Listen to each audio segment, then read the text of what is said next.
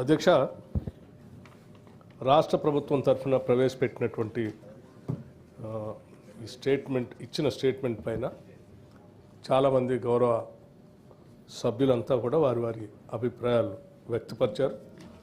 వ్యక్తపరిచిన వారందరూ కూడా జీవన్ రెడ్డి గారు కానీ, మహేష్ కుమార్ గౌడ్ గారు కానీ, నర్సిరెడ్డి గారు కానీ, లేకపోతే రఘోత్తమ్ రెడ్డి గారు కానీ, ఏబిఎన్ రెడ్డి గారు కానీ, లేకపోతే తీన్మార్ మల్లన్న గారు కానీ అందరూ కూడా ఈ విగ్రహం సంబంధించి స్వాగతించడమే కాకుండా రాష్ట్ర ప్రభుత్వాన్ని అభినందించారు కూడా. వారందరికీ రాష్ట్ర ప్రభుత్వం తరఫున హృదయపూర్వకమైనటువంటి ధన్యవాదాలు తెలియజేస్తూ ఉన్నాం. అట్లాగే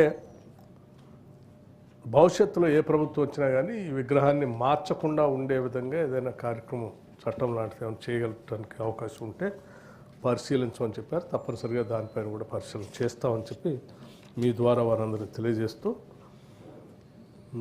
సాయంత్రం ఈరోజు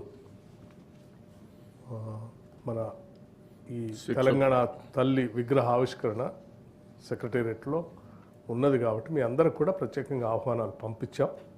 నేను మరొకసారి రాష్ట్ర ప్రభుత్వం తరఫున మీ అందరినీ నా హృదయపూర్వకంగా ఆహ్వానిస్తూ ఉన్నాను. సాయంత్రం పెద్ద ఎత్తున మీరు అందరూ పాల్గొనవలసిందిగా, ఆ తర్వాత కార్యక్రమాల్లో ఈ విజయోత్సవ కార్యక్రమాల్లో కూడా మీరందరూ పాల్గొనవలసిందిగా కూడా విజ్ఞప్తి చేస్తూ ఉన్నాను. అట్లాగే మిత్రుడు సోదరు తీన్మార్ మల్లన్న గారు అక్కడ ఉన్నటువంటి ఫ్లైఓవర్ గురించి కూడా చెప్పారు. తప్పనిసరిగా దీనిపైన కూడా రాష్ట్ర ప్రభుత్వం నిర్ణయం తీసుకుంటుందని చెప్పి మీ